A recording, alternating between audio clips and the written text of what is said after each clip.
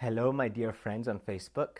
Today is a very important, beautiful, powerful day.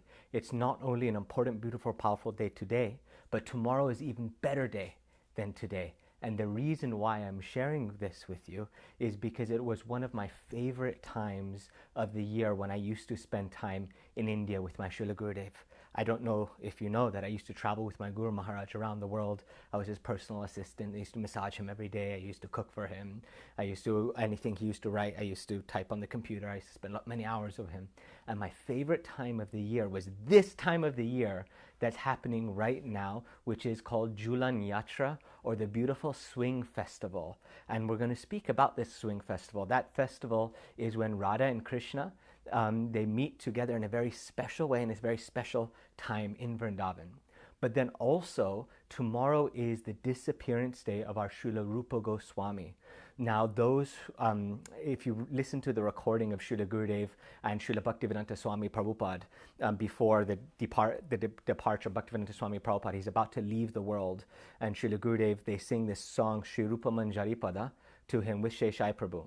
And Gurudev and Prabhupada are speaking in Bengali. One thing Srila Gurudev says, Rupa Goswami hocche amader sarvasva. Right? And what that means is Rupa Goswami is our everything. Rupa Manjari, Rupa Goswami is our everything. Se vrata, se tapa, se mora mantra japa.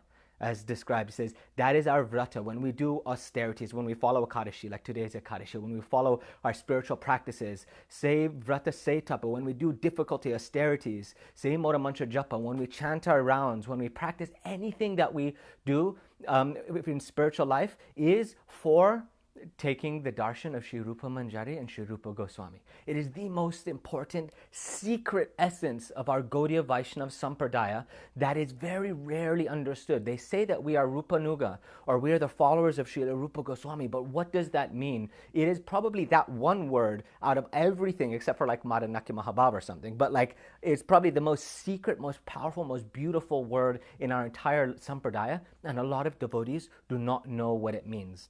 So let's get into it. Anuga means to follow. Rupa means Rupa Goswami, who is one of the 6 Goswamis, one of the 6 main followers of Sri Chaitanya Mahaprabhu after Sri Chaitanya Mahaprabhu left. So the simple basic understanding of Rupanuga means those who follow under the guidance of Sri Rupa Goswami. And we say this because Sri Chaitanya Manobishtam Shtapitam Yena Bhutale, that Sri Chaitanya Mahaprabhu, he descended into this world for a specific reason. He had a secret hidden heart desire called a Manobishta.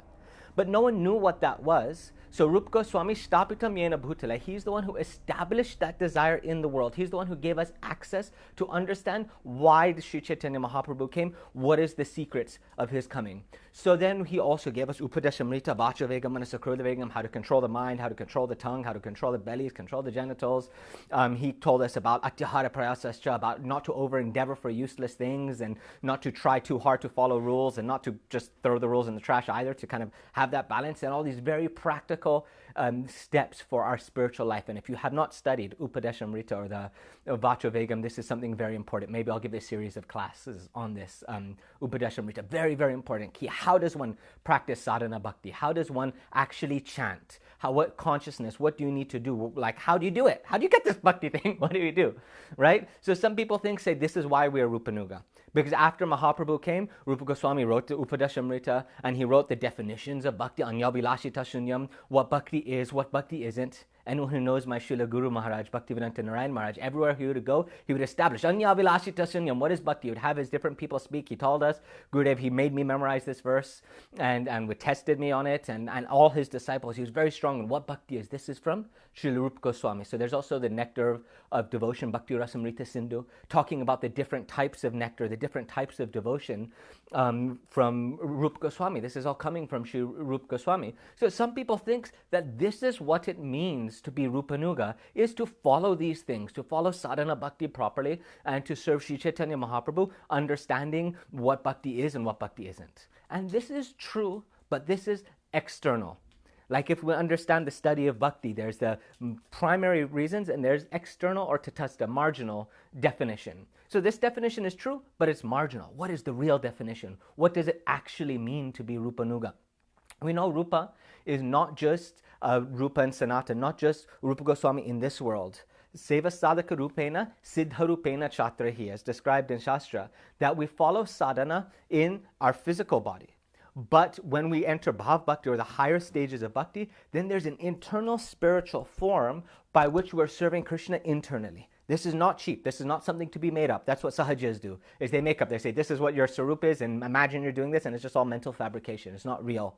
But what real sadhana, but like when you're really actually practicing bhakti, is you may be chanting here, and your internal spiritual form, who you really are, what the real constitutional nature of your soul is serving Radha and Krishna in Vrindavan. So the Swarup, or the real form of Rupa Goswami, is Sri Rupa Manjari in Vrindavan. So those who do not know, the Manjaris are very small, little, beautiful girls, maybe 10 years old, 9 years old, 8 years old, young girls, and they are servants of Radha and Krishna. They don't have direct relationship with Radha and Krishna, with Krishna. You know, they're not lovers of Krishna directly, but they're friends of Srimati Radhika, and their very function, their purpose, is to help and support the loving relationships of Radha and Krishna. That's why I say, Kabe hama bhujabo se yugala puriti. When will I understand the love that exists between Radha and Krishna? Because those in Manjari Bhav, or those who have the mood of serving Radha and Krishna, we want to understand this very special connection between Radha and Krishna and support that. So in the spiritual world, there's lots of politics. Just like we have in the devotee world, lots of politics, all the sannyasis fighting with each other, this group and that group and that group. Some people say, oh, if we were just more pure, we would have no politics. Not true. In the spiritual world, politics directly descend from there. From the spiritual world. What I mean is that in Vrindavan, they have different groups of Sakhis. Different groups, Sakhis means the friends of Srimati Radhika. Sakhi means friend, literally. They have different groups. There's a group of Srimati Radhika. There's a group of Chandravali, and they're rivaling camps. Some Vaishnavas even explain the war between the camps. Krishna is going to the Kunja of Chandravali. The Kunja is like the forest grove of Chandravali. And then Radharani's Sakhis will come and capture Krishna and take him to come and visit Srimati Radhika. So there's this kind of different group kind of politics which also exists in the spiritual world, but it's transcendental. Just like there's the highest form things, when it comes into this world, and it becomes the lowest thing, you know. So in the group of, so we don't just want to have relationship with Krishna. In all of our temples you go, there's Radha Krishna present together. We don't worship Krishna with the other gopis. It's Krishna with Srimati Radhika, because our relationship is with Srimati Radhika, right? This is our, if you study Vilapkusha Manjali by Sri Raghunath Das Goswami, very high thing, very, very high. Vilapkusha Manjali is talking so much about nishta, having firm faith and connection with Srimati Radhika. That's our desire. But under Srimati Radhika, she has many Sakhis, or many friends, who are Surid Paksha in Sanskrit, which means they're very favorable towards her. They like Srimati Radhika more than they like Chandravali, more like everyone. There's kind of like her clan. And some of those Surid Paksha gopis, those gopis that are in the group of Srimati Radhika, they also have relationship with Krishna. And those are like the Ashtasakis. We have Lalita, we have Vishaka, we have Champakalata, we have Suchitra. If you go to ISKCON Mayapur, they have murtis of each one of them. Or you go to Ashtasaki temple in Vrindavan, they have deities of each one of them. Some people say that the Japamala are beads. We have 108 beads. Each one of those beads is to represent one of the gopis that are favorable to Srimati Radhika, one of the 108 main gopis. And then the last 8 main beads, where you have the string, that should be the last part where there's the string, then those are for the Ashtasakis, right? And then there's also Ashtamanjaris. Anyway, we're not talking about that right now. So these people, they're very favorable. They have close, loving relationship with Srimati Radhika, right? And each one of them have their own group of Manjaris. They have their own little clan of Manjaris that's like this band, the Seva team, where they get together and they serve Srimati Radhika and they serve relationships with Krishna.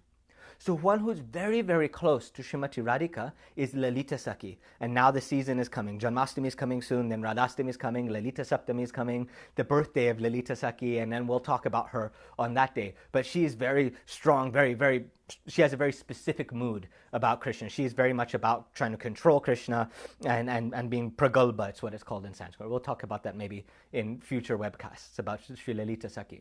So Lalita is very close to Srimati Radhika. And in her group, she has different manjaris. And in one of those groups, the head group of one of those manjaris is Sri Rupa Manjari, who is Srimati Radhika, who is Sri Rupa Goswami in the spiritual world, in the spiritual dimension. That is Rupa Manjari. She's the head of the group of manjaris serving under Lalita Sakhi. right? So there's all these different groups. And then there's Krishna, there's Srimati Radhika. Then from Srimati Radhika, there's Lalita Sakhi, and Lalita Sakhi has Rupa Manjari. And in that group of Rupa Manjari, there's many, many thousands, many, many million, unlimited other Manjaris and servants of Srimati Radhika. And that enter into the kunjas and serve Radha and Krishna very personally, very connected. And that is our aspiration.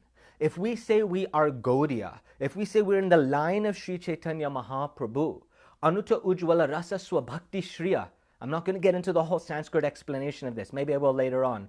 But very, very important. This is the essence of what Sri Chaitanya Mahaprabhu came to give. The Shriya, the beauty of the highest form of love of Vrindavan, which is the Manjari Bhav, or the mood of serving as one of those Manjaris, as one of those little gopis, serving and helping Radha and Krishna. But we don't want to be in any Manjari group. We want to be in the group of Sri Rupa Manjari.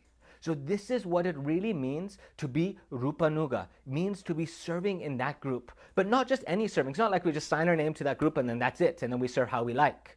Right? The Anukulyena Krishnanu Shilanam Bhakti Rutamam. When we talk about what bhakti is Anukulyena Krishnanu Shilanam. Means I'm not going to explain the whole definition of bhakti. Another class for that. Ask me if you want me to explain that. But very important, must know. But the part that I'm trying to emphasize from that versa is the Anu keeps on getting repeated, because Anu stands for Anugatya, which means under guidance. All of our seva, all of our servants is under guidance. We don't chant Krishna directly by ourselves. Why do we take initiation? Gurudev takes our beads, he chants on our beads, he says, this is the mantra. He chants the mantra first, and then we follow in his guidance the remnant mantra that he left behind. Then we're relishing that mantra and serving that mantra and serving like this. It's described that Srimati Radhika, this very high things, and maybe too high for explaining on Facebook, but I know that people won't watch it if they're not qualified. This was actually one very beautiful katha by Srila Gurudev. We were in Mathura, and Gurudev was quoting Srila Krishnadas Kaviraj Goswami in the Chaitanya Charitamrita. And Krishnadas Kaviraj Goswami was like, there's so many beautiful things about Radha and Krishna that I want to explain. But people are not qualified to hear. So I'm scared of explaining this, because if someone is not qualified, they may make offenses. They may see it materially. They may see it with their material vision, like an ordinary man and an ordinary woman, or they may criticize, or they may have some envy, right? And this can be very detrimental for their bhakti. So Krishnadas Kaviraj, my Gurudev, was explaining this. He said he was very scared to write down certain things about Radha and Krishna's pastimes and certain things. But he says, if I don't write it down, then this will also get disappeared from the world, because it's so secret. It will be so secret. It will be such a secret, no one will know, right? And then how can living entities like us develop a greed, develop a desire to have a relationship with Radha and Krishna? How can conditioned souls like us actually get that Raganuga spark inside of the heart? And what I mean by that is there's two types of bhakti. There's sadhana bhakti, which is physical bhakti, which is following rules and regulations, not Vaidhi bhakti, Vaidhi sadhana bhakti, according to rules and regulations. Shastra says do this, Shastra says do that, and we follow everything according to the proper rules and regulations. But then there's Raganuga bhakti, where we say, we don't care about that. What we care about is raga, is lust, is attachment, is greed. And we say, I want to be with Radha and Krishna. I want to be served there, and we have this greed, and therefore that's the fuel that's propelling us in our bhakti. That's the push behind our back that's making us move forward in bhakti. It's not because the Shastra said so, or it's not because I'm supposed to, or it's not because I'm scared of going to hell. It's because I have this greed, this passionate attachment for Radha and Krishna. And this is a much higher form of bhakti, because it's coming from a much more beautiful place. It's coming from a soul place rather than a fear place. Like this. But in order for Raganuga bhakti to come in the heart, it can't just come by itself. It's a transcendental energy. It's a spiritual potency. And how that gets sprouted and arised inside of the heart is when someone who is not qualified hears the pastimes of Radha and Krishna, hears the beautiful pastimes that they're not qualified to hear for, and that touches something inside of their heart. Like, oh, I want that. They have some desire, they have some lust for that. They're not qualified. That's the definition of lust, right? You're not supposed to have it, but you want it anyway, right? That's lust. So in the spiritual world also, we're not qualified for the bhakti, but we want it. Then that's the raga. So Krishnadas Kaviraj Goswami is saying, if I don't explain these leelas, it will be lost from this world. No one will have the opportunity of developing this raga, this attachment inside of their heart, and maybe no one will know the pastimes of Radha Krishna, and they will be very hard to advance in bhakti spiritually. So he had this dilemma: should I explain or should I not explain these things? And then he says, I must explain so it doesn't get lost from the world. But he also said, those who are not qualified, those who have critical minds, they won't listen anyway. right? Just like there's the sun is Vedic scripture. The sun is so powerful, so beautiful, helping everyone all the time. The sun and giving so much light and beauty to the whole world. But an owl, in Vedic culture, owls are the sign of stupidity because they see the sun and they run the other way. They hide. They don't want to see the sunlight. And then as soon as the sun goes away, then they'll come out and be happy. So it says those who have stupid minds won't even listen to this katha anymore. They'll say, oh, this is sahaja. They'll say, this is bad. This is not qualified. Well, in our society, we will ban chanting the name of Srimati Radhika. We will not touch this, or you're not allowed to do, they'll block. And people won't do. So then the people who actually have desire will listen and real, so it's safe to say. Anyway, so I guess what I'm saying is that I remember Srila Gurudev having this dilemma and talking about bhakti, about Krishna's Kaviraj having this dilemma. Now I'm thinking, oh my gosh, am I going to talk about Radha and Krishna? I don't know, but I'm like, I'll follow the Gurudev, follow the Guru Varga, and share some things. So what does it mean to be Rupanuga, to follow Rupa Goswami? It means to have the remnant service of Srimati Radhika. Remember, remnant service of Srimati Radhika. One very beautiful sloka described by Acharyas is talking about how Radha and Krishna have had their pastimes in the kunjas, which are the forest groves of Vrindavan. And Radharani is very tired. So she takes her head and she puts her head onto the lap of Krishna, and she's very tired. She's resting there. Then Rupa Manjari, she's going and she's massaging the feet of Srimati Radhika. And I remember Vaishnavas explaining about massaging the feet. In this world, like I learned shiatsu, I used to massage good of deep tissue, elbow, massage. That's no, Srimati Radhika is so soft. So soft that even using the tips of the fingers is too strong for Srimati Radhika's body. So they use the manjaris only use the palm of their hands when massaging the feet of Srimati Radhika, and this is so deep and nice. So Rupa Manjari, she's serving Srimati Radhika, massaging with the palm of her hands the feet of Srimati Radhika to kind of rejuvenate her after long pastimes with Krishna all night in the kunjas. And then with the corner of her eye, she's looking and she sees one of the other manjaris. This is Raghunath Das Goswami say, Rupa Raghunatha Pada Hoye Beokuti Kabahama Bujabo Se Yugala Puriti. We always want to be in the guidance of Rupa and Raghunath, because Raghunath Das Goswami is the best Rupanuga, is the perfect Rupanuga, is the highest follower of Sri Rupa Goswami, and we want to be under that guidance and serve like Raghunath Das Goswami. I remember when I was traveling with my Srila Gurudev for some time. I was in Holland, we were on tour, and Brajanath Prabhu and Madhav Maharaj, especially Brajanath Prabhu, had this game they were playing with me. I was like a 16-year-old kid, that every time I was eating, they would throw all this food on my plate. I would be like sitting there and I'd have like 12 chapatis just like fall on my plate from behind. Like Brajanath Prabhu was like stacking all this prasad for me. It was a rasa relationship, and they were teasing me about it. It was a joke. It was an ongoing joke that was going throughout the tour. And then he went to Gurudev. We were massaging Srila Gurudev. And then he started joking with Srila Gurudev and says, you see, Jiva, my name was Jiva before. He says, he's not eating anything. He's very detached, like Raghunath Das Goswami. If you know the story of Raghunath Das Goswami, he was very, very detached, had strong renunciation, detachment. He would just beg and eat. Then he stopped begging and eating and wouldn't eat anymore begging. And he would just take the leftover Mahaprasadam Jagannath rice out of the gutter, rinse it, and eat that, right? And so a very high level of renunciation, became very skinny, and it's a whole other katha to talk about Raghunath Das Goswami. Gurudev used to like so much. So Brajanath Prabhu was joking and said to Gurudev, said, oh, Jiva, he's becoming like, and Gurudev, I don't know if you know, that Srila Gurudev used to joke every day. I remember Premananda Prabhu giving class, he was saying, Gurudev cannot live one day without joking. He's always joking every day. Gurudev was funny. He would joke. He would use his grounded guruness, and everyone would be like all serious, and he would like make jokes out of it. It was hilarious. Gurudev would joke so much. Any Vaishnava you see, they're actually always happy, laughing and joking. This is one of the signs or one of the things you know about Vaishnavas. So Gurudev was always in this joking mood. So it was kind of normal for Bhajanath Prabhu to come and make jokes like this, and Gurudev would laugh and make jokes and go along. It was very kind of happy. A beautiful thing. So he was joking with Gurudev, and he was like, oh, Jiva, he's like Raghunath Das Goswami, he's not eating anything. I try to give him some prasadam, he's not taking. And then Gurudev, his mood suddenly changed. You could feel his whole vibe just completely switched around, and his mood changed, and it became very grave and heavy.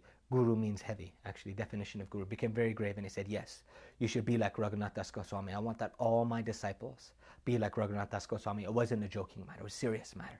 Because Raghunath Das Goswami, in this material world, he performed sadhana, proper detachment, right? One thing that it says about the followers of Sri Chaitanya Mahaprabhu, Vairagya Pradhan, one of the main things is their detachment from this material world. One of the main qualifications for coming in the line of Sri Chaitanya Mahaprabhu is Vairagya, detachment.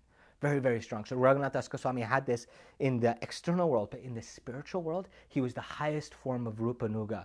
He, as Rati Manjari, I believe Rati Manjari, when he was Srimati Radhika, Rupa Manjari, remember, is massaging the feet of Srimati Radhika. Then Rupa Goswami is looking and seeing Raghunath Das Goswami, and when she's seeing Raghunath Das Goswami as Rati Manjari in the spiritual world, then he, with the eyes, is saying, you come over here, you continue massaging. And when he's telling to come over, he continues, and then taking that remnant seva, that is the precise definition, the highest form, the most beautiful expression of being Rupanuga. And that is what it means to be Rupanuga, and that is our aspiration. Sevrata Setapa, when we are performing our spiritual practice, when we are chanting, every type of sadhana that we do, every spiritual practice we do, everything that we're hearing is all a spiritual process so that one day we can achieve that goal of being Rupanuga. So tomorrow is the disappearance day of Sri Rupa Goswami. And my Srila Gurudev, loving Sri Rupa Goswami so much, would organize every year a big conference. And all the great pundits of Vrindavan would come, and all the sannyasis and all the Vaishnavas would come. For this whole week, they would be just glorifying one after another Rupa Goswami, glorifying his poetry, glorifying his teachings, glorifying so much, glorifying Rupa Goswami. My Gurudev had much attachment. I remember on the morning of this day, tomorrow, that's happening, Sri Rupa Goswami's disappearance day, Srila Gurudev would go to the Samadhi and the Bhajan Kutir in Radha Damodar of Sri Rupa Goswami and have all the Vaishnavas, and Gurudev would give class and sing the songs, and Gurudev would be very grave, deep mood. So if there's one thing, if we want to make our life successful, is create some relationship, create some sambandha with Sri Rupa Goswami, with Sri Rupa Manjari, then our life will be 100% successful. Absolutely, definitely must be. So, me having an analytical mind, I ask, why Rupa Manjari? Why not any of the other Manjaris? Why not any of the other Sakhis? What's the big deal about Rupa Manjari? Because one thing that I found out in our Vedic philosophy is that everything has so much levels of dimension and depth to it. Nothing is just whimsical. Nothing is just by chance. So what's why Sri Rupa Manjari as opposed to other? There's one point of Siddhanta which I think is like the coolest thing ever. This is called Kaya Vyuharup. And this basically says that Srimati Radhika, she has the complete power of satisfying Krishna. She's Purna Shakti. She's the complete, there's Krishna, he's by himself, he gets bored, and he's like, I don't like being bored, I want to have some fun. And that desire to have fun from his left side manifests Srimati Radhika. She has great anurag, that's great deep attachment, Ra, and then Dha means Dhavayati, to run. So the definition of Radha is the one who runs towards Krishna with great passion, great attachment, great greed, great anurag. Right, so she is Radha, and she exists solely for the purpose of Lila Aswadita Dhori Duirup, as described in Sri Chaitanya Charitamrita. In order to taste different Leelas, or in order to taste different pastimes, the one Krishna has separated into two, Radha and Krishna. So her very existence is to please and satisfy Krishna. And Radhika Bhav Gambhir Chitta Deva Mahadir. The moods of Srimati Radhika are very deep and grave, Gambhir, Radhika Bhav Gambhir. Right?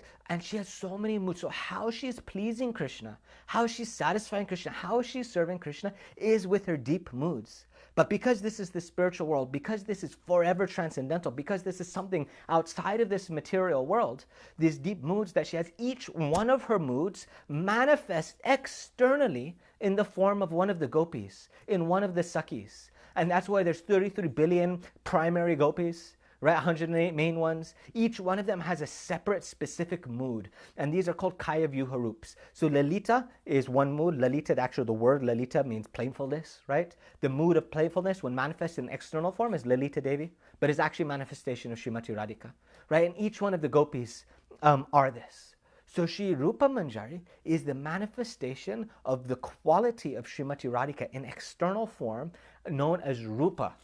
Now, what is Rupa? Rupa means form. Rupa means beauty. Beauty means like attraction, beautiful form. Basically, the beauty, the sweetness of Srimati Radhika in her beauty is manifest externally in Sri Rupa Manjari. Now, why this is more important than any of the other qualities? When you study Rasa Tattva, when you study the nature of the Tattva, the philosophy of the moods of Vrindavan and Rasa Tattva, you find out that some qualities are primary and some qualities are secondary. Some of the rasas, some of the moods are main and some are secondary. Like we talk about the 5 main rasas. There's Sakya, which is friendship, relationship we can have with Krishna. Vatsalya, parental relationship. Madhurya, which is loving relationship. Dasya, servitude. Different types of relationships like this we can have with Krishna. So now the relation, and then there's secondary rasas, the Vivatsa ras, there's secondary rasas. So point being is that in Shastra it is described that there is one main rasa that which all the other rasas come from. Or specifically, there's one main guna, there's one main quality, by which all the other qualities come from. The example is like branches of a tree. There you have the main trunk of the tree, and then all the other branches are dependent on that one main branch of the tree. And the main quality of Krishna is Rupa, is his form, is his beauty. It's the highest, most important quality in existence is Rupa, is form. So the principal quality, the main branch of the tree of Srimati Radhika's mood manifest externally is Sri Rupa Manjari, who comes into this material world as Sri Rupa Goswami, whose disappearance day is tomorrow. So that is the highest, most beautiful spiritual relationship we can have as Sri with Rupa Goswami, with Rupa Manjari, and that is the aspiration of everything. If you do one thing tomorrow, I request you sing this song. Sri Rupa Manjari Pada, Se Mora Sampada. If you don't have the song, go to get the Gaudiya Kirtan app. Ask in the comments here if you don't have a link to the app. We can give you a link to the app, right? Find that and sing that song on the day and read the translation. You'll see what the mood of our Vaishnavas are. Whenever any of our Vaishnavas are leaving the planet, they're about to leave this world and no longer be physically present with us, they sing this song, Shri Rupa Manjari Pada. Highest, most powerful, beautiful song of it all.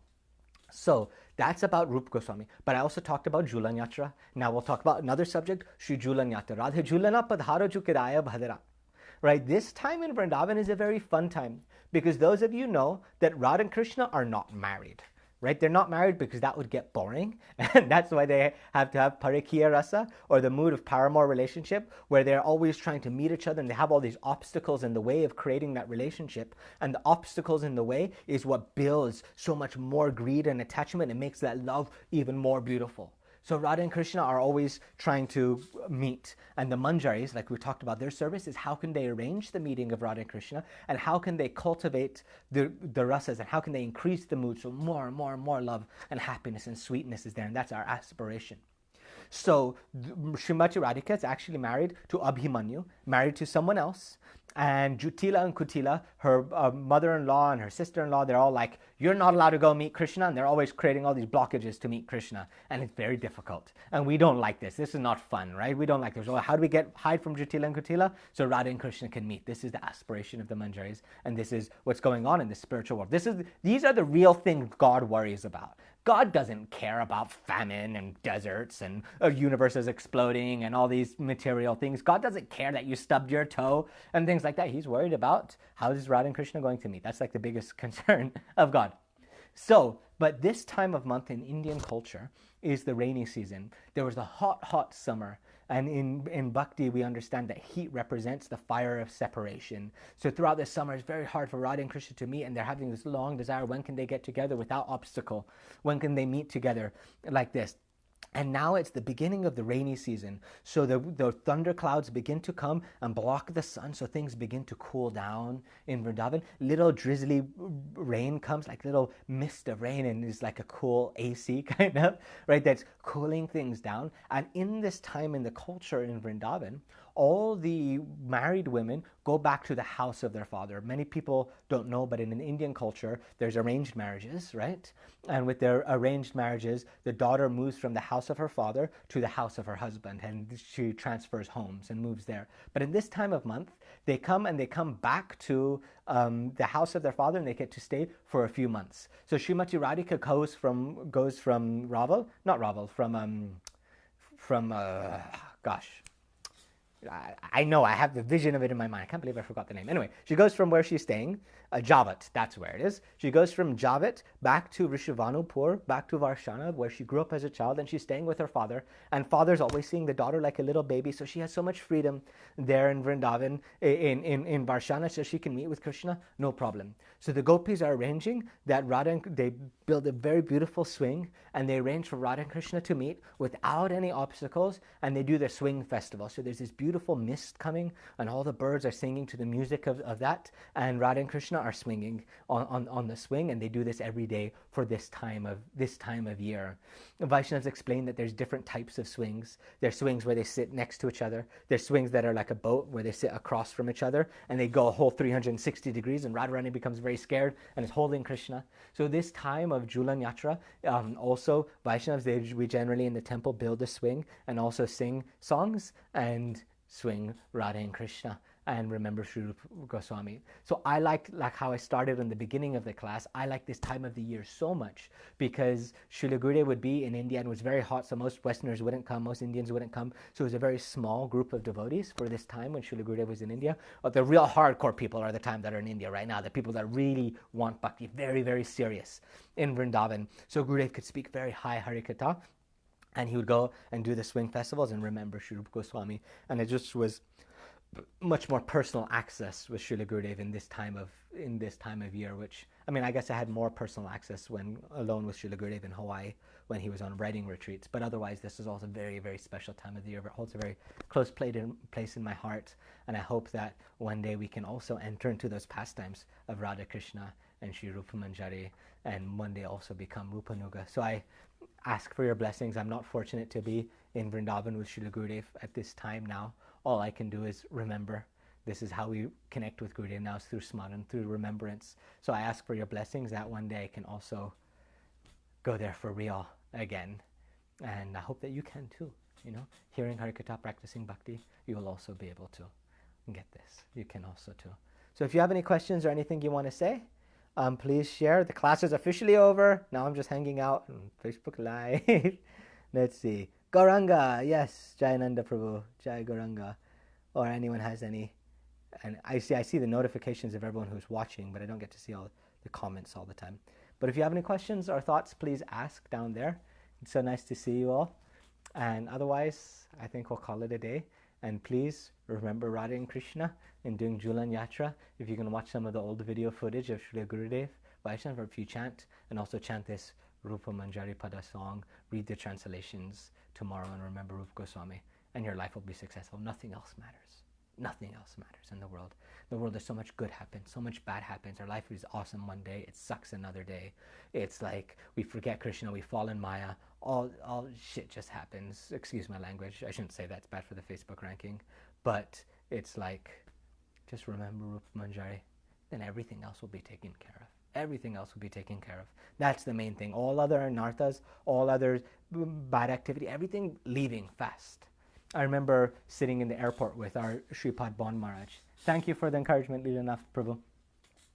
I remember sitting with our Bon Maharaj in the airport, and he was saying, if someone's a close friend of yours, and they come to your house and to sit down, and the seat that you're giving them is dirty and dusty, what do? They just come and they sit down, and they go, oh, it's dusty. They take the thing, they go, they clean it, and then all is good, right? So in the same way, we have so much lust, anger, greed, so many bad things inside of our heart. But if we have relationship with Krishna, right, then Krishna will come, he'll clear all of that stuff out of the way and make us happy and make us good and come and sit inside of our heart. Krishna will clear all that dirt away and sit inside of our heart. You know, so in the same way, it's like the main thing, we have attachment, we have rag, then everything else will get better. Otherwise, we can try to clean forever, but we have no love, and then the heart won't become clean. The best way to clean our heart is by loving Krishna. Okay, that's enough for today. My Dandavat Pranams. Hari Hari Bolo.